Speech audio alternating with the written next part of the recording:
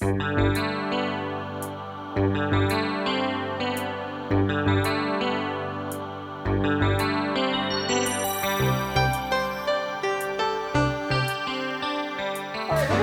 started. I do believe that the storm has prevented a lot of people to come because the faces I see are designers, commissioners, city staff, and retirees. I did see some firefighters earlier, but I know they're kind of on watch because this kind of weather brings them outdoors. But I really appreciate it. So for those of you who don't know me, I'm Rebecca Fleury, and I'm the city manager for Battle Creek. This is an exciting day, not only for the city, but for the fire department as well. And I'd be remiss, this is Commissioner Patrick O'Donnell, so I want to recognize him here. And also forewarn you, Access Vision is recording this session so that they can play it for those people who cannot attend one of our 6 conversations. So don't be nervous. It's not like the Taylor Swift Eras recording. This is just a community conversation. But let me just introduce who's going to be talking with me. This is Cody Newman of Driven Design. And he's going to talk about the really nice boards that you see. And this is Chief Bill Beatty. He is the chief of the Battle Creek Fire Department. The 3 of us are going to share with you some ideas that we have. I think what I've learned since the press release went out is to continue to say, these are all ideas and concepts. Nothing that you see here is set in stone and no final decisions have been made. That will be up to the city commission to decide. I think what we all know though, is that it is time and our fire stations need some help. First of all, I think we have one of the best fire departments in all of the state of Michigan. Highly trained professional men and women that impress me every day. And the work they do is hard. These stations are their home. And we have to recognize that it's such. Oftentimes we think of these as municipal buildings, but for them it's very different. This is their home.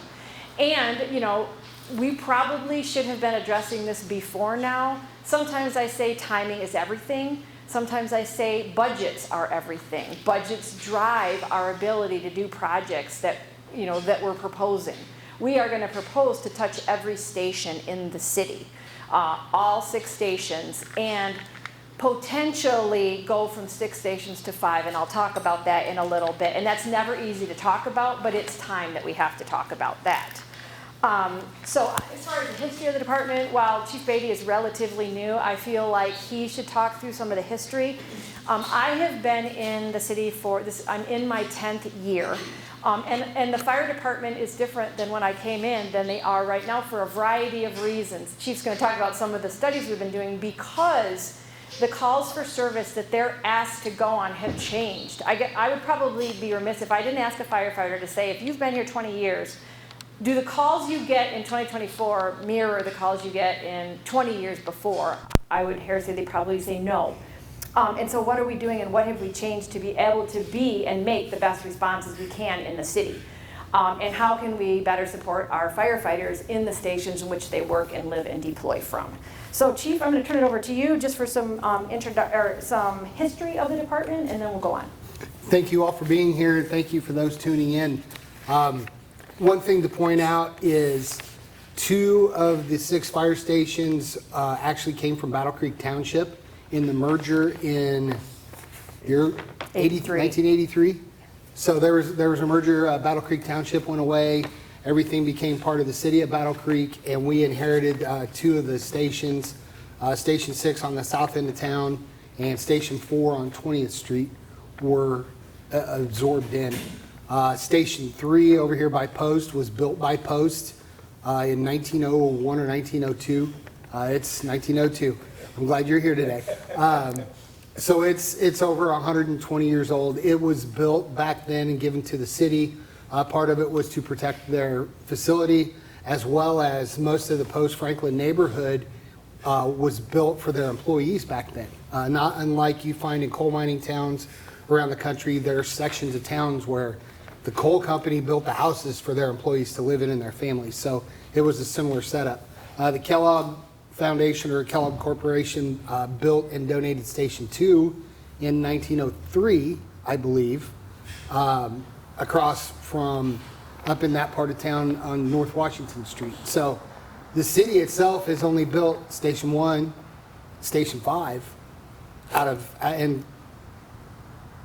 Station 105 out of all of our stations. Our youngest station, our newest station, is the one you're standing in right now, and it was built in 1970.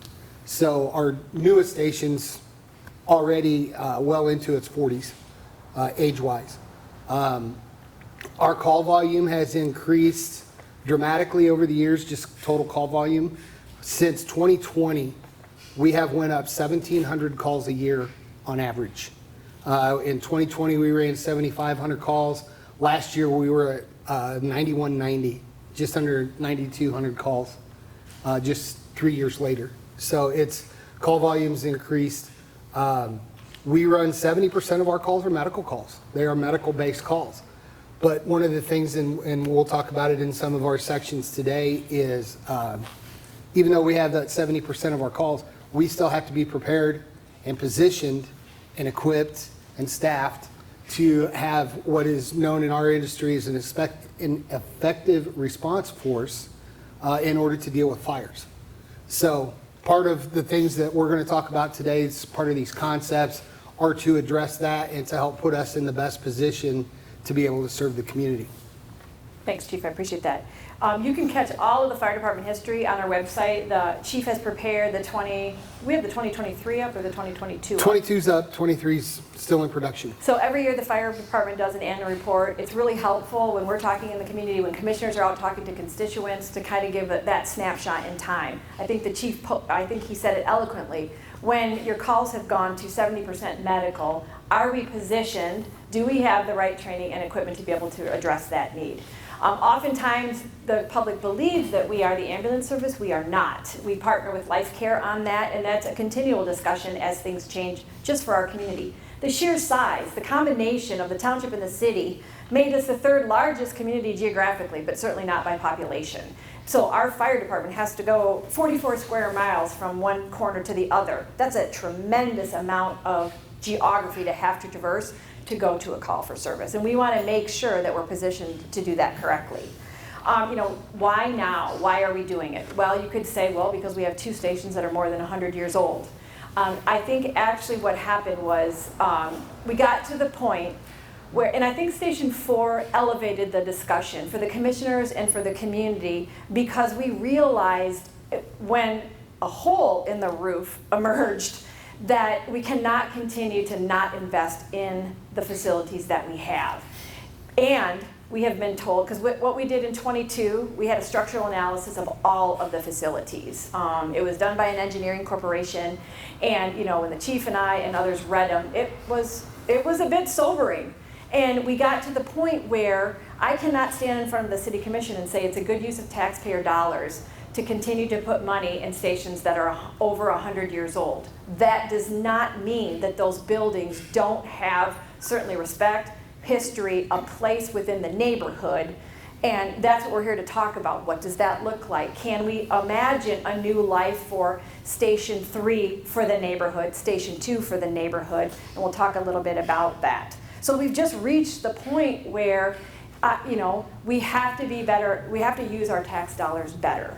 And that's what we're beginning to talk about. You're going to hear me say it over and over again. No decisions have been made, but we're gathering the information we need from all of you, from the community, from the firefighters and everybody, to be able to inform what we recommend or propose to the City Commission for consideration. This is the first of many conversations I'm sure we're going to have. So that's why we're doing it right now. I'm going to let Chief Beatty talk a little bit. In government, it's a joke. We study a lot of things. A lot of it is because we're mandated to study things or have a study in place in order to use resources for it. In this instance, we have studied the Battle Creek Fire Department on many levels. Since I've been here, we've done it twice. The chief's going to talk about when I first came in 14, the Kramer report was about 15, 16, and then we just completed a CPSM report, which is the Center for Public Safety Management. Chief's going to talk about that too. But we're trying to use all the data that we have to inform how we go forward. And the studies are those, okay? We know that no study can tell you exactly what you should do. We have to do what's best for our community. We use the data and the information provided in the studies to help us inform go forward. But, you know, again, that's what they're tools and resources for us to use when we make future decisions. So Chief, you want to talk about the studies? As Rebecca referred to, in 2015, they did the Kramer study. Kramer's an architectural firm. There was another management group that was involved in that study. It's just easier to say Kramer. They looked at the buildings, they looked at our location, they looked at our call volume, they looked at our response time. That was in 2015. As I mentioned a few minutes ago, just since 2020, our call volume has changed. The call types have changed. But they looked at our response times across the city, they looked at where we're positioned, and they made some recommendations back then about things to do. Some of the things that are included in that we talk about, especially on this side of town, are the railroads. There is modern technology out there.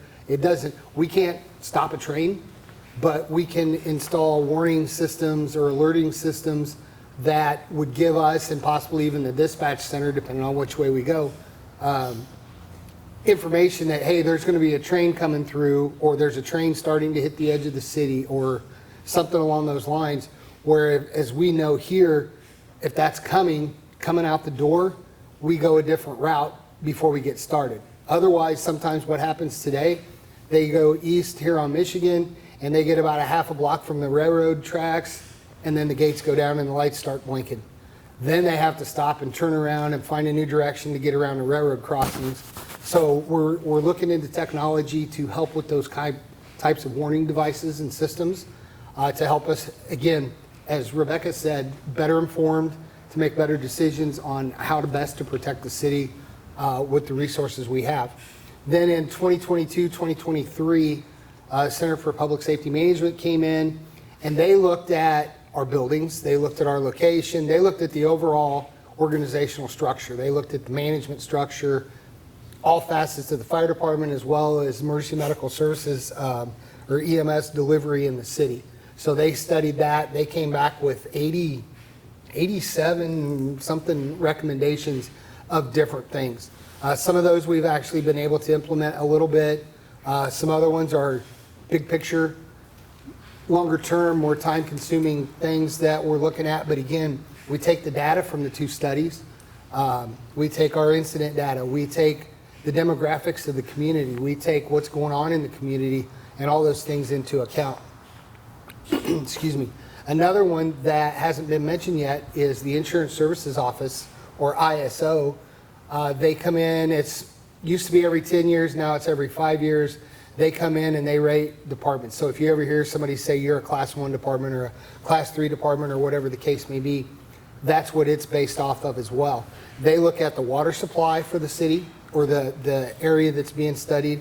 They look at fire apparatus locations, your stations, the type of response that you do, the number of people you have, your training, and the dispatch center.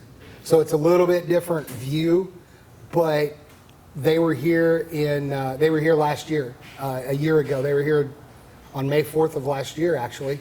So in the last 6-7 years, we've had 3 different groups eyeball how we're set up, where we're located around the city and things like that, and give us information to help us with coming up with ideas, with concepts, and ideas to move forward with.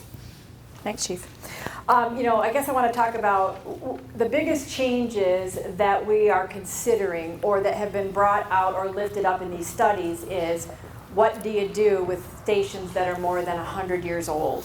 They're beautiful, but they were really built for horse and buggy. They have their original haylofts in them. And we just cannot, we can't retrofit them anymore to use as a modern fire station. Everybody has told me that. And it hasn't been just firefighters. It's been the engineering people that went in there and said, this really doesn't serve the fire service very well. And that's a tough thing to say, because when you talk about 3, the chief said it was built and given to the city by post. And it still has a functioning bell system that's directly connected to the post plant. I've seen it work. And so that's just an incredible amount of history in that one very small fire station. If you don't know where 3 is, it's over on Cliff Street, right across from the post plant.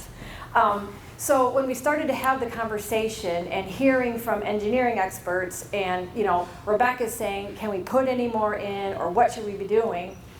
We started to have conversations with the stakeholders in that area. First and foremost, we talked to the union leadership about this is what we're thinking. Should we be thinking about this differently? What are you thinking here? How do we want to present that to the firefighters? How do we want to present that to the community? And I think really it was all about nothing concrete, but these are some things that we should be considering seriously as a city. And again, I will say, as a city, we did not do a good job of investing in the buildings and maintaining the buildings and et cetera. A lot of that had to do with really tight budgets. A lot of it had to do with, the city as a whole. The number of facilities that we have is tremendous. And trying to keep track of all of those things, we're getting better at it, but we have a lot of work to do. And so I think, again, the problems with Station 4 and then what we needed to do to fix that, because once you start fixing an older building, something else happens, and then you fix that and something else happens. So just last year, we spent a little more than $500,000 on Station 4 being reactionary to what needed to be done. What the chief and I are trying to get to is the point where we're being proactive. We're not playing catch up. But right now, we've got a lot of catch up to do, and it's why we're kind of at this position. So the biggest things that we are discussing with our community and we want input on is we believe that Station 3 should close because it just doesn't serve the fire department of the city the way it did when it was originally designed. That being said, we think though that we have ways to dispatch, and the chief will talk about response times and things like that. That is not my lingo. But I think what I hope that you've heard me say is it's not a good use of taxpayer dollars to continue to put money into Station 3.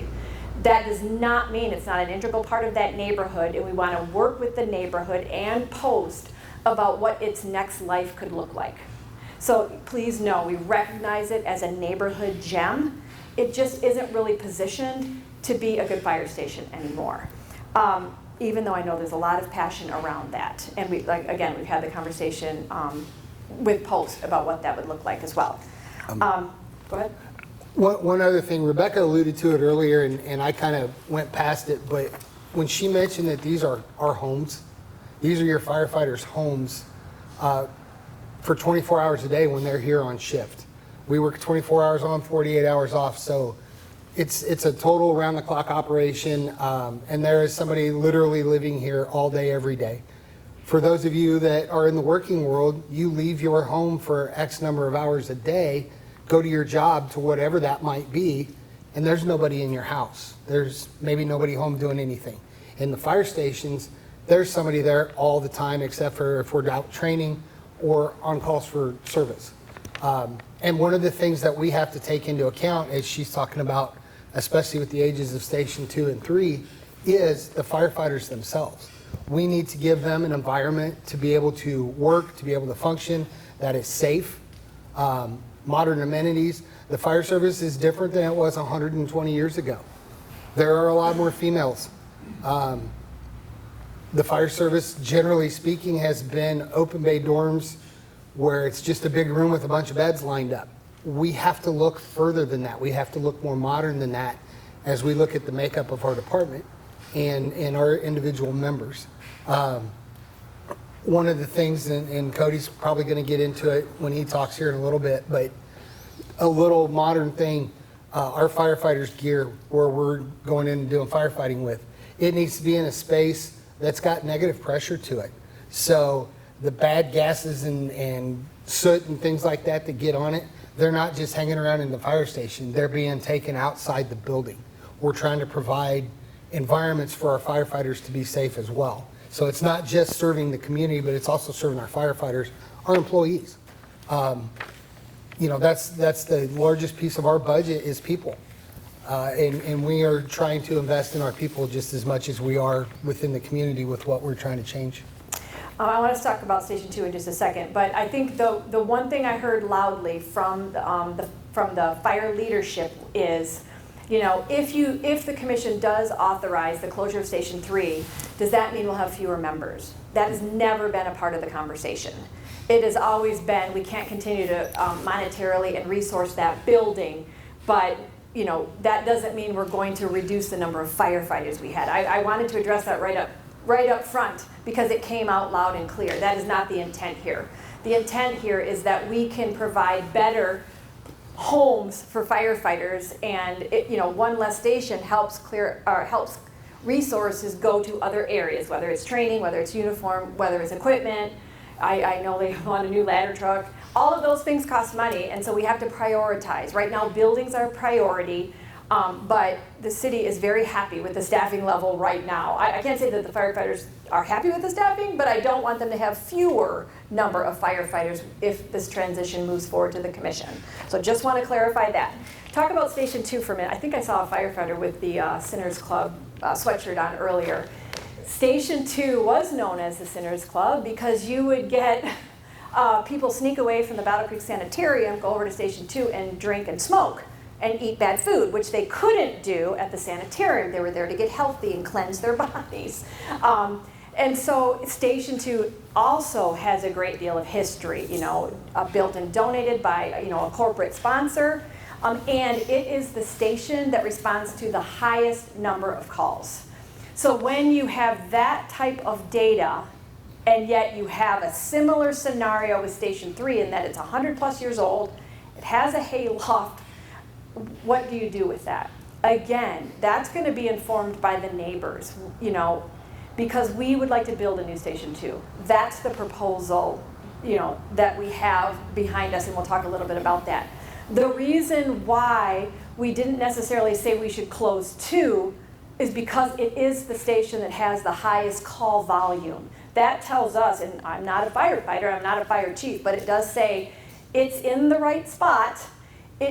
We need a more modern facility. So the proposal would be to work with the neighborhood and the firefighters about what a new purpose life would look like for Station 2 and build a new Station 2 either on the property that the city owns right behind Station 2, what we call the Dolliver, or it was the old Army Reserve building, that, or across the street on what is now we call the Fieldstone property. So it's almost in the exact same position, but we have a lot more space that we can utilize to build a new one on one of those spots. That's something I failed to mention with Station 3. It is landlocked. It's landlocked by residential. So we don't have anywhere to go to the side or to the back. And you'll see in a lot of these proposals for improvements and renovations and additions to stations, we need more space. So Station 3 doesn't give us that either. And I do know that there was some preliminary reach out and about would property owners be wanting to sell that property, so that the city could expand, and it automatically then became worth $1 million.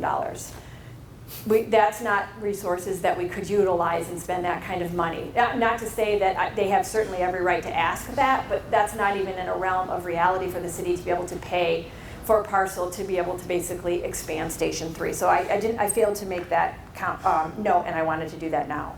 So, again, I hope what you're seeing is these are beautiful buildings. I mean, Cody serves on our Historic District Commission, or he did, and he knows that those buildings, they're never going to be demolished, at least not by the city.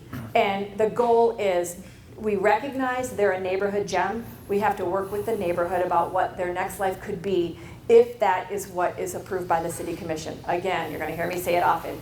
Ultimately, the city commission has to approve any of this work that we may propose. What you're doing here today is informing how we go forward.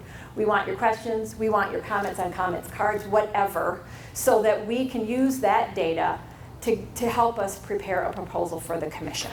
So with that, how we got here, and Cody's the architectural expert, so I'm going to turn this over to him shortly. But again, what we wanted to do was, after we had the engineering studies of all the stations, I wish I had brought them. Every station had a book. And it was a good book, because it laid out by year what the city needs to do to continue with maintenance, improvements, and et cetera on the stations. But that also said to us, okay, we're gonna need to probably take a bigger bite at the apple rather than just addressing station by station. We did that with Station 4. It was clunky. It's very difficult. We're moving firefighters out of their home location and their homes, dispatching out of another area until we can get a building fixed. So there's some logistical challenges when you talk about addressing all the stations. But I think what we decided as a city leadership team, the best thing would be to do is to try to address all the stations at one time to get us back to kind of a baseline. I'm not gonna say that they'll all be perfect and that they're never gonna need anything for 40 years. I'm just gonna say it's gonna reset our baseline so that we can prepare a facilities plan for the next 3 years, 5 years, 10, 20, 30, 40 years. But we have to get to that baseline, and we just couldn't come up with a way to do that unless we address something at each station. And that's why we brought Cody in. Cody is a gem for our community. He's like born and raised Battle Creeker. He's touched a lot of things downtown. He certainly has been an invaluable partner and collaborator with the city. And we were thrilled to be able to reach out to him and say, Cody, this is what we're thinking. Please help us know what is possible. So he and his team are going to talk about what is possible on these designs, and I'll turn it over. And we'll get out of your way because you've got boards and things. Yeah, if it's okay, I don't know if that's okay from a camera standpoint, we're just going to kind of walk through some of the boards. From your left to your right, we have Station 1 to Station 6. I'll kind of move over here just to talk about them. I do just want to say thank you to Rebecca, to Chief. It's been great to be a part of this. We've been reading through the reports, studying, getting up to speed as quickly as possible on the history of not just the stations themselves, but where the fire stations currently are and where they're headed to. So we've been trying to understand the latest technology and really focus in on, as what's been mentioned, firefighter safety, health, community, making sure that all those things are thought of as we look at these. Again, we are trying to touch each one of the stations in some capacity to be able to provide the fire stations for the next 20, 30, 40, 50 years. Making sure that we're looking at this because it's been a long time since they've been touched, so making sure everything that we do is gearing towards the future. With that, I'm going to start at Station 1. I'll probably talk a little bit more on that one as we move this way, just because I'm going to kind of touch on the 3 zones that we've kind of created for each one of these. The Station 1 proposed design here, so that's the one that we're obviously at today. Each one of these, you'll see a blue, red, and yellow color. The red color is the hot zone, so that's the apparatus phase that we are in currently. The yellow zone is the decon zone, so these are the areas that were talked about that have the negative pressure. This is where when they come back from a call, firefighters can change out of clothes, get back to start the transition, and then headed into the blue zone, which is called the cold zone. That's the area where everyone is, their day room, their rooms that they are staying in, basically the community space for that. Each one of these stations has all 3 of those general areas, and then we were looking at for Station 1, 5, and 6, what we could do to kind of renovate what's there and possibly expand. And then again, brought up that Station 2 would be new, and we are proposing some new doors on number 4 as well that we'll talk about. So that's kind of the general overview. Station 1 in itself, the additions that are being proposed on this one is off the back side here. So right off of the apparatus bay, there'd be an addition here. What that would house is additional storage. There's a constant need for that. There's always new equipment, bigger equipment, anything along those lines that's going to be added there.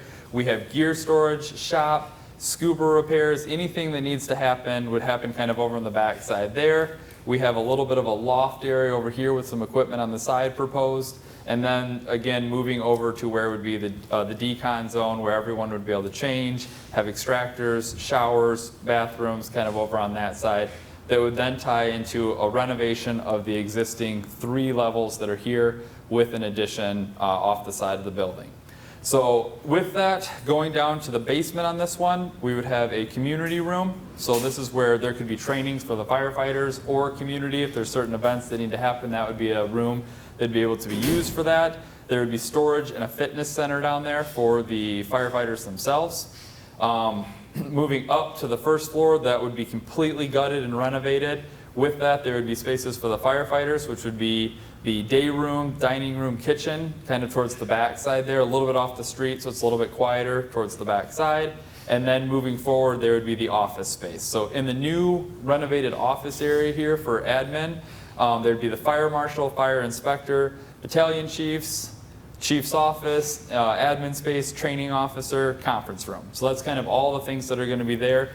It should also be noted Station 1 would be the station that has admin involved with it too. The other stations would not have admin offices. So this is kind of the headquarters, I guess, as you would call it, station. Moving up to the second floor, there would be an addition onto the existing second floor, and the existing second floor would be completely renovated. With this, what we've tried to provide in all of these, and I should also note too, it's also been said, all of this is preliminary as well. This is all just for an initial discussion with the community here, but we've been trying to provide individual rooms for the firefighters, the men and women that serve on the staff, and then individual restrooms as well. So what those rooms look like is basically every room, and this would be true for all of the stations that we've been trying to design for. As mentioned, everyone's working on 24-hour shifts. So with those 24-hour shifts, what we're looking at is 3 different people would share a room, based on who's working at that given point. When you walk into one of these rooms, there'd be 3 individual lockers, A, B, C, and if you're an A, B, or C employee, whatever that is, however it sets up, you have your space kind of set up there. There is a desk in each room and then a bed.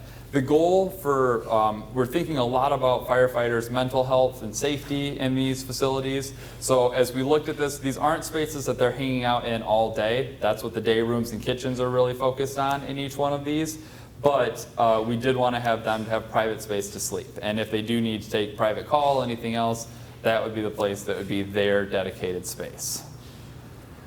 Should I ask any questions before we move on to the other one, or just go through them? Go through them and then All right, we'll go through them next. So the next, we have Station 2. We have 3 different designs proposed at this point. Again, all of this is preliminary at this time. The first one here that's mentioned, this could be the site directly behind Station 2 or the Emmett Street site. Each one of these could be placed on either one. Again, it was more programmatically looking at the buildings themselves.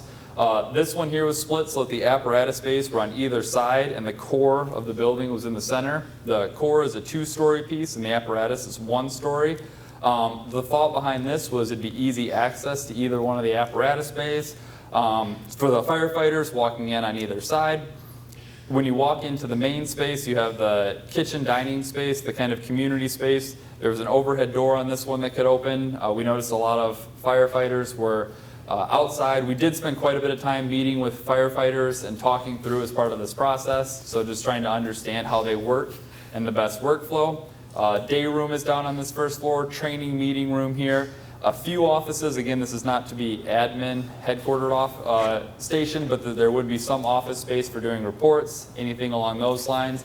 And then upstairs in this one that's a little bit unique, each one of the rooms has a Jack and Jill setup. So there's kind of, you walk in, there's a locker area, a shared bathroom, and then 2 separate rooms that would be for the firefighters on duty.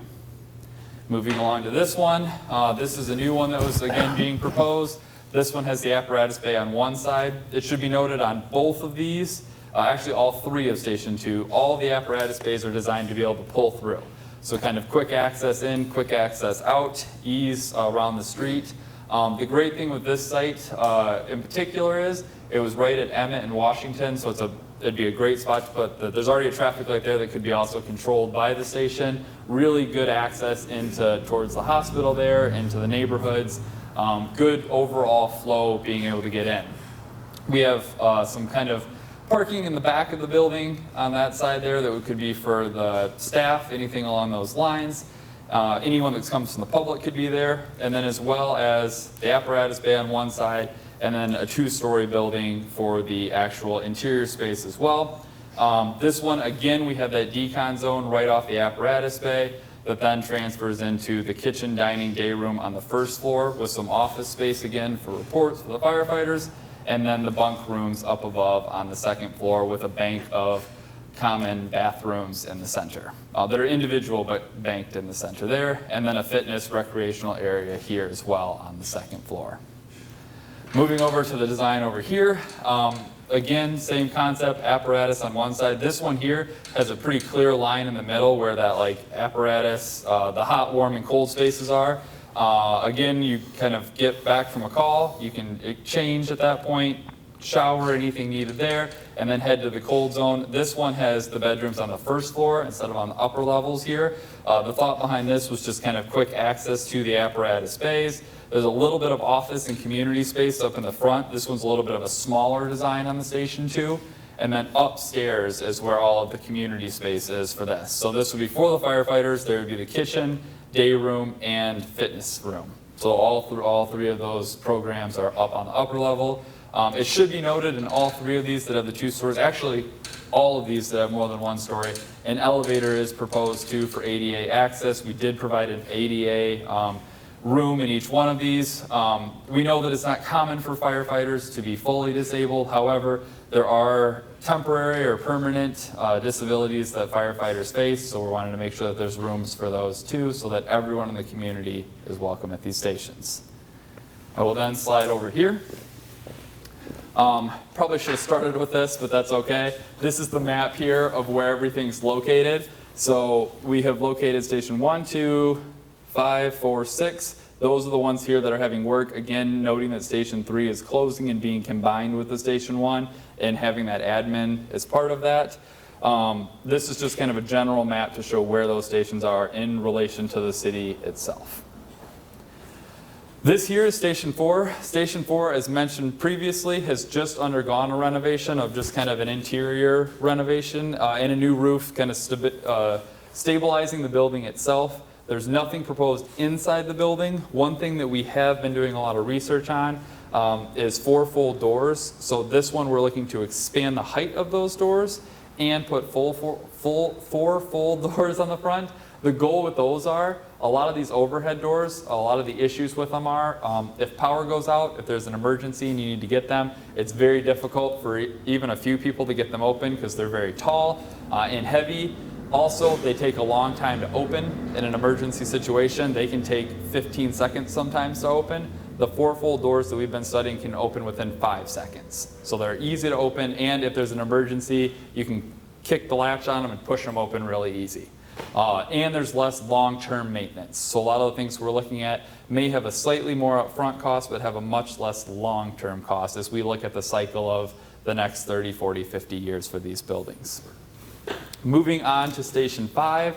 This one here, again, one of the older stations. This one's tucked next to Lila Arboretum. What we proposed here is an addition off to the side.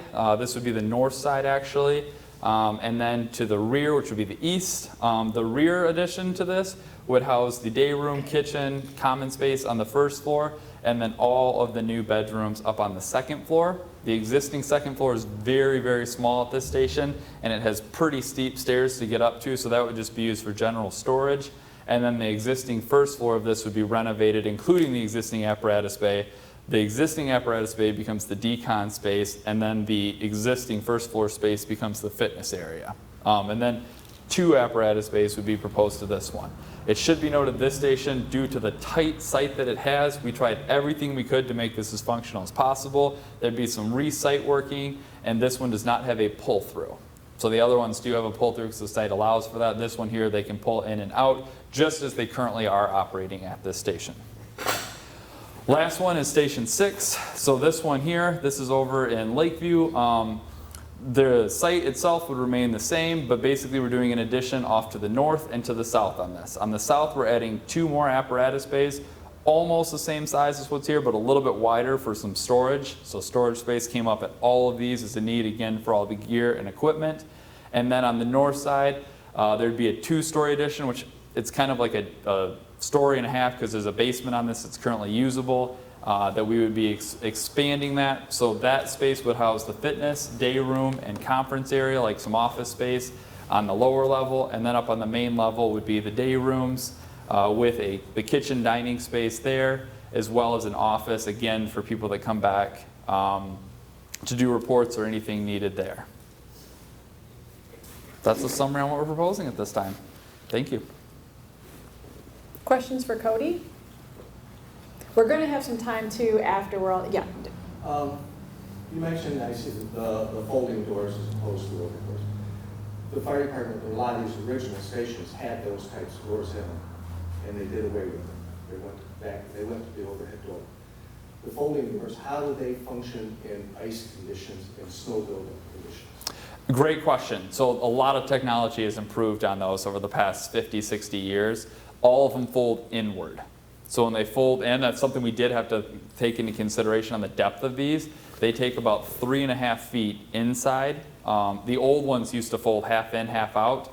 Obviously there's issues in those situations, but there's no issues because they all fold inward where there shouldn't be any snow on the inside here.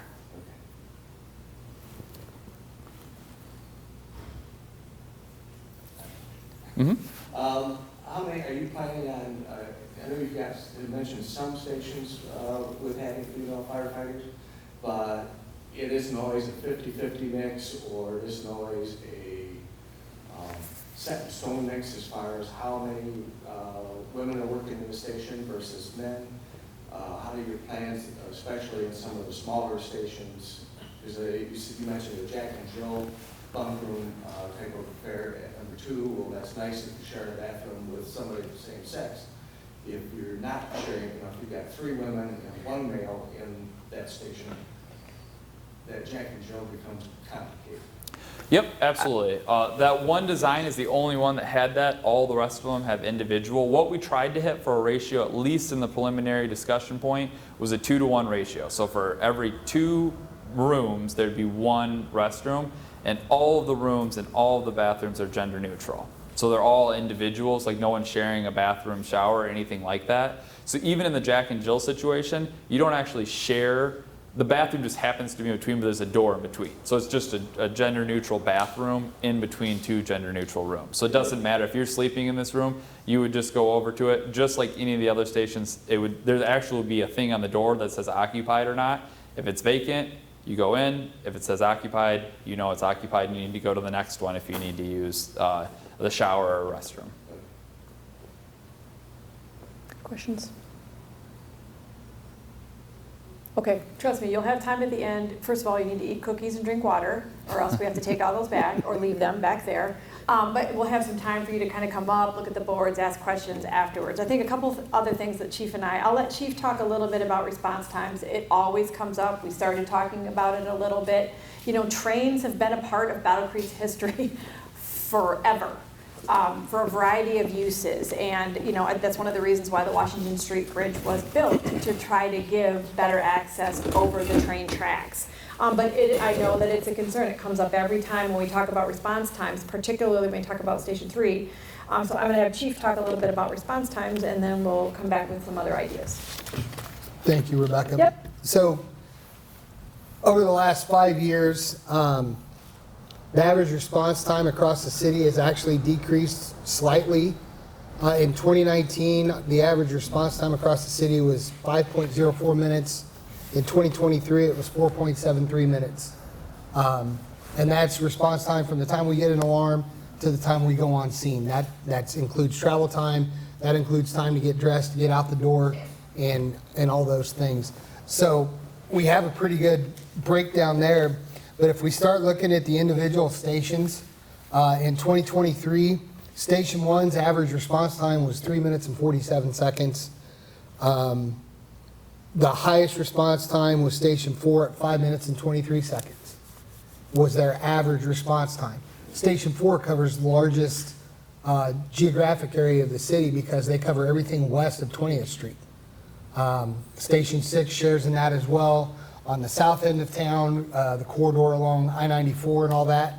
But those stations that aren't on the far west side of town cover all the way to the airport and the Fort Custer area. Station 5 covers that far west as well, and it's reflected in their response times being a little bit higher at 5:08. So stations 4, 5, and 6, which are our 3 westernmost stations in the city, they run from 5:08 to 5:23 is the average response times out of those stations. That was in 2023. Most of 2022, Station 4 was shut down.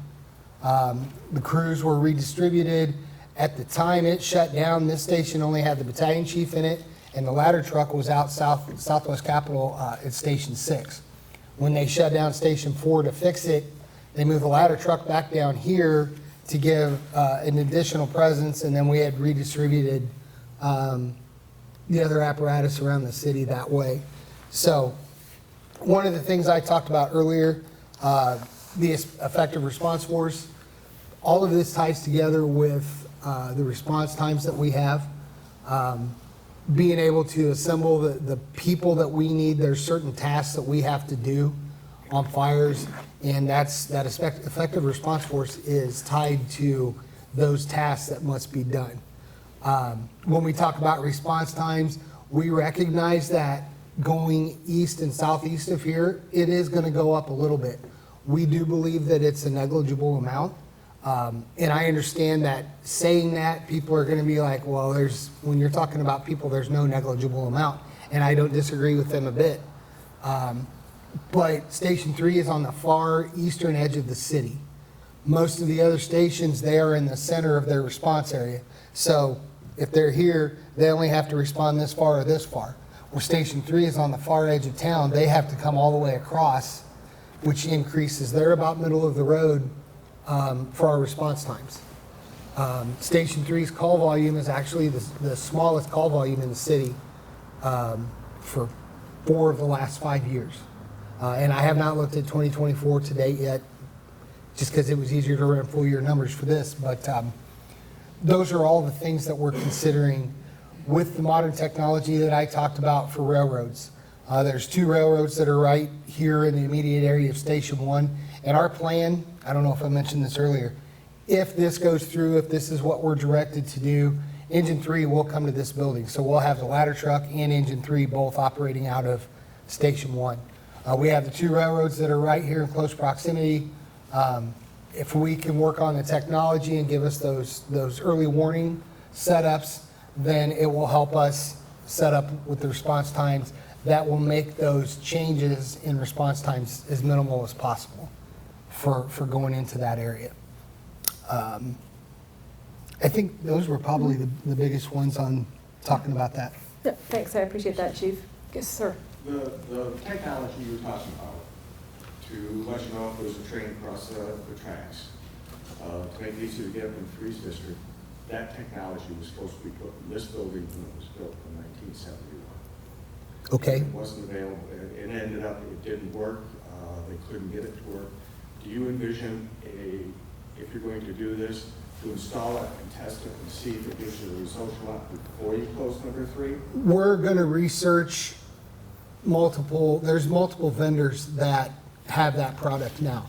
Again, that's 45 years ago. Right. So the technology has changed. There's one system out there that could tell us when a train hits Galesburg. And we can get notified in a fire station here that a train is 7 minutes out of town.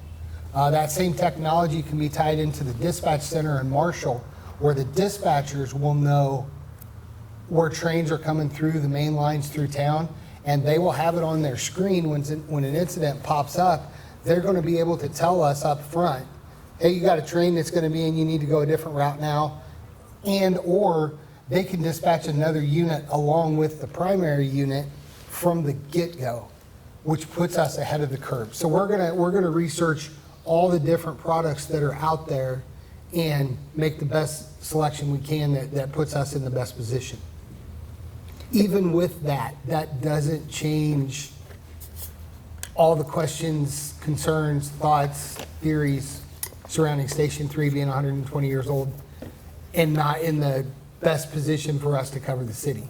It doesn't change those. So we're going to do everything we can to utilize technology and resources available to lessen that impact of our shift as much as possible. If I could add on to what the chief said, we can be testing that technology now, no matter what, what is proposed in front of the commission, and that's what we want to do. Chief Beatty has been working very closely with Central Dispatch, from radios to technology that could help us deploy or respond, in the best way that we can, in the fastest way that we can. I think the changes, when we talk about the amount of medical calls, that's prompting us to do some introspective looks as well. That's one of the Soul things searching. that CPSM, that study, took a look at is our service delivery models. Do they still make sense for 2024 when we do have we have better technology that can either be deployed at central dispatch, right in the fire stations, and or on the fire apparatus rigs, engines, trucks. And I agree with you as far as number three, the position of it. It really became more difficult to run out of that station when the city and General Foods closed off Greenville Street access to East Mission. Before that, they could get down, at least get across one set of tracks before being faced with another. And get in even into the southern part of that response district without having to go miles deep. I think, and in your studies that you've shown, I know the Kramer report listed a bunch of response times for the various stations, but I didn't see in that report how they validated the computer model that generated those. The response times comes out of our incident data.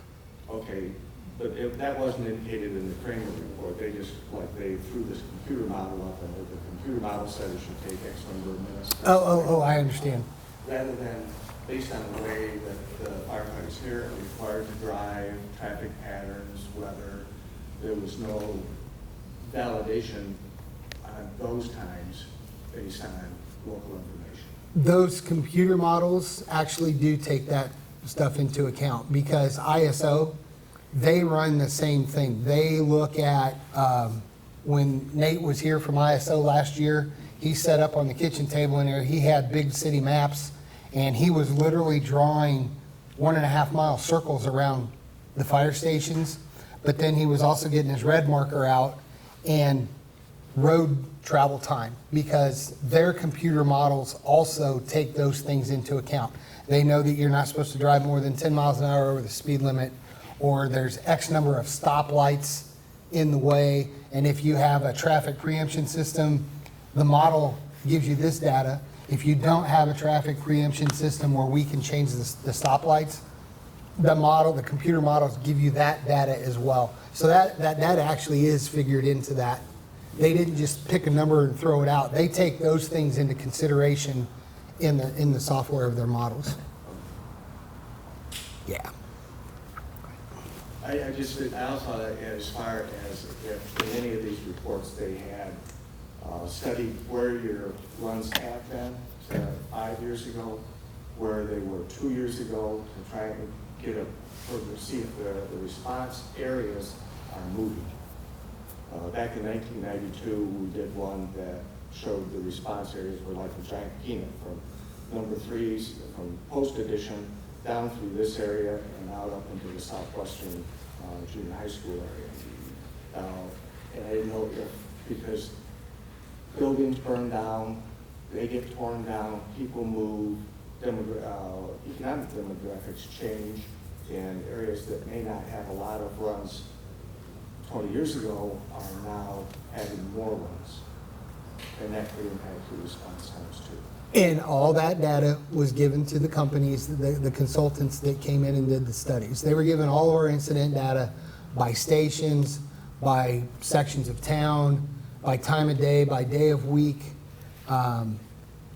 If there's more than one unit at a station, they were given the data for each individual unit as they did all their computer modeling. And again, when you're talking about 1992, that's 31 years, 32 years ago. Right. So those shifts happen. Our 44 square miles that Rebecca brought up earlier today, our 44 square miles hasn't changed since the merger. And it's not going to. We've got Bedford and Penfield to the north and Emmett, Newton, all that around us. Our 44 square miles aren't going to change. So how we're positioned within it, based on the information that you were just talking about, where the calls are, not where they were 20 years ago. Where are they happening? Where do we predict they're going to happen in the future? That's where they came up with their suggestions on station locations. Yeah, exactly. I know number 2 fire station is actually a beautiful location. It is. Yep. I mean, that is probably It's probably the most- station that's in the best location Yep. of all 6. Yep. And has the best potential for new just because there's so much land around it too. It's a win-win on that one. Yeah. Now, I know in the past, there's been pushback, I've heard from General Foods as far as closing number 3 station because of their insurance issues. Now, the city has a park, almost kitty corner, from number 3 station on Cliff Street that is on the north side. I know that it may not be deep enough for a fire station, but I just envision, I know the area up there historically in the past, if they even caught a rumor that that station was going to be closed, your phone would just be ringing off the hook. That's already happening. Yeah. Yeah, because the press release went out. Yeah. And I totally respect that. Yeah. And I know that the housing stock up there is built close together. There are a lot of large homes, but they're also population dense, a lot of them, for one reason or another. Yep. Yeah, but I know it's not, that station desperately needs to be replaced. It desperately needs to be put in a better location. But, you know, that is kind of a landlocked section of town. Yep. And that's why we have to take the information that the consultants have told us, you know, between Kramer, CPSM, and even though ISO is not necessarily a consultant, but they do a lot of the same reviews. All 3 of them, between, even after ISO was here in 2016, was their last one before last year, they told us back then that our positioning is not the best, taking into account road travel times and so on and so forth, looking at the call volume, their predictive models that they have, and that's why everybody is recommending that we reshuffle where our locations are. But with the resources we have available, and we're hoping that the City Commission makes available for us, with those resources, we have to make the best decisions we can, basically with what we have. I know that's kind of a cliche, but it's fact also. You know, we have to look at all of our information. We have to look at the consultants and what they're telling us, what they're studying, and with what we have available to be able to affect some change for the future. So I'm surprised it hasn't come up yet, and Chief alluded to it. So how are we going to pay for all this? Because this is not cheap. Even as they are designed right now. You know, I think we're used to a good, better, best model. I think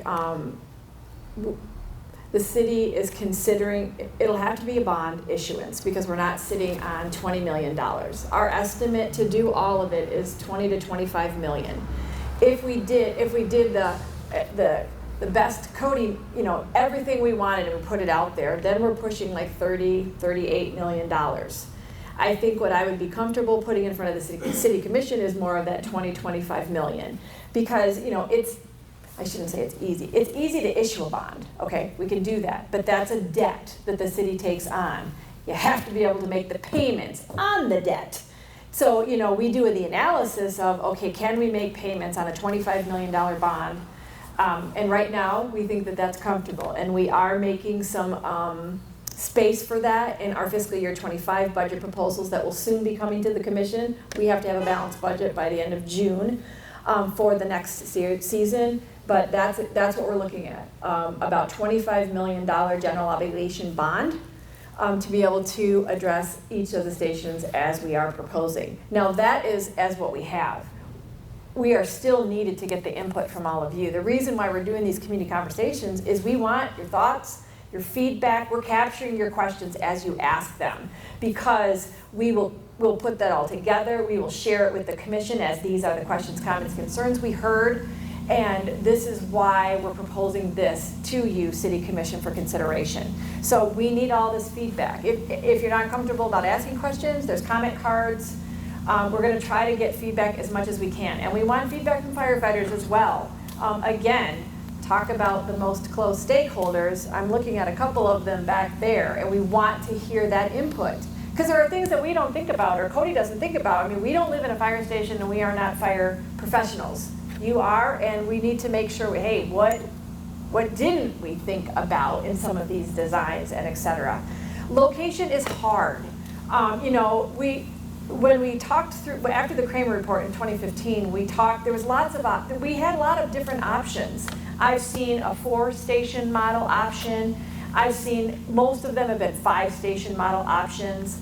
Whether we relocate 4 to Helmer Road, whether we move 3, combine it with Station 1, all those things have been discussed. And we think that this is probably the best, most economical way that we can approach this and make it financially feasible. Again, we want to be good stewards of taxpayer dollars. And this is kind of how we got to this moment in time, is that I can no longer stand in front of the commission and say we should spend $500,000 on Station 3. Nothing that we have in our possession says that. And so then what does that mean? You're right, it's a neighborhood gem. There's going to be a lot of questions about the housing stock and et cetera. We hope that we'll be able to respond. Chief is probably one of the best people to respond as far as times, what the studies show. So I do want to say, please share this with your neighbors, with friends, with coworkers, because we want the feedback. So comment cards, there'll be a place on our website. As I said, this session is being recorded so that we can play it widely. So if you can't be here in person, those of you watching this, please, we want your input, feedback, questions, because we want to know, what concerns do you have about these proposals? What do you like? What don't you like about them? That's okay. That's how we get to a recommendation to the commission. So please let us know that. You can see that on our YouTube channel, and there'll be a link on our website too. If you go to the City Spotlight section, there'll be a Fire Station Conversations. Is there a place they can comment on the website? There is. Right now, I think it's set up at public input. We're trying to get something into that City Spotlight section. Perfect. Is that right? Comms, professional. Okay, thank you. I appreciate that. Really, I know this is a small group, but that's okay. It's our start. You've given us some good feedback that we want to take into consideration as we go to the next conversation. But so we're going to give you some time, have some refreshments, take a look at the boards, ask us anything. Yes, Commissioner. I was going to say, it is a tough decision what we got to do here, but thanks for bringing that up. But we live in the 21st century now. We've come through so many things. Even in the last 3 years, AI has improved so much that can help us with the data that we can use to help better the fire stations and serve the community. And I hope that there's other software that help that. I've seen other communities do their fire stations and bring them up to code. It sounds like there's a lot of spaces on these that need to be up to code that we're going to need to expand. And when they do, it's not just that little spot. They've had to expand the building almost twice to make the size to fit all the apparatuses that we need, all the safety features that we need, because we do need to take care of it. And it's been a long time since any of this has been taken care of. I just think that you're bringing this conversation out, and I hope everybody does fill out the forms. We want this input so we can make a proper decision, and so that everyone has a chance to be answered. I'm not a fireman, never have been, but this expert over here, the fire chief does. He knows exactly what needs to be there to make sure that we have the services for the community. And the other thing is the medical calls. I'm on the 911 board also, and there's so many more medical calls due to drugs and other things that they never really set up for a long time ago in the fire department. So that's other avenues that we need to look into and things like that. So I just want to thank you again for having this opportunity for us to hear what the plans are, and for everyone that came and showed up, and I hope they all show up to the other events too. So Thank you, Commissioner. I appreciate that. You're welcome to any of them. Yes. I see all the nice visitation stuff is great. Are you planning on incorporating a training center or a training facility somewhere along the board in any of this? I mean, it's something that we've needed, this department's needed forever. And bounce around from all across from Bailey Park, Brigham Drive, to Four Rocks when they were before they were downtown, and just trying to find a place to lay hose and throw water. Absolutely. The chief is constantly in my ear about that. And you'll see one of the designs actually has a training tower behind it, a new station too. Right, I wish I could say we could do a part of this. Right now, I'm just hoping that we can secure the resources to do the improvements to the stations. But that's always on our radar. It's in our capital improvement program. That's a 6-year snapshot of the city's capital things. I wish I could tell you that I had resources to put at that. I don't right now, but please know, I know that it needs to occur when all this is done as part of our future plans to make sure that we're keeping up on all of this. That's certainly, it's certainly on the radar. I wish I could provide that right now, but you know, it wakes me up at night when I'm thinking, oh, please be under $25 million. Please don't cut in over $25 million. Because I have to stand in front of the commission and say, really, what the city can afford is $25 million. And I really can't go much more than that and be comfortable that we can support the payment on that. You know what I mean? So I hear you, and you're right. There's been a lot of different locations discussed, and we will continue to discuss that and seek out resources. Thank you all again for coming. Appreciate that. For those of you watching, if you go to battlecreekmi.gov, that's the city's website. You can certainly find all the information and resources that we've talked about today. And we do want to hear from you, whatever way that is. We have emails linked to our webpage. And then, you know, feel free to do that in writing, calling, whatever. Thanks, everyone. Please have some cookies. Appreciate it. Don't make us eat them. Thank you. We have 5 more of these. You're welcome to any of them at each of the other stations. So thanks so much again.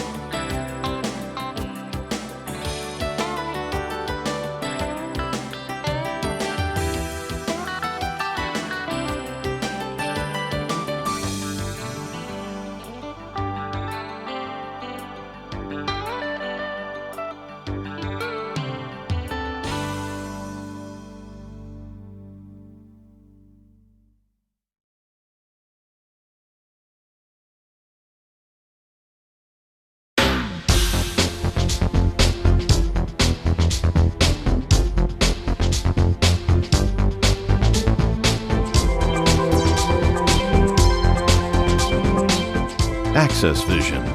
Your voice, your community.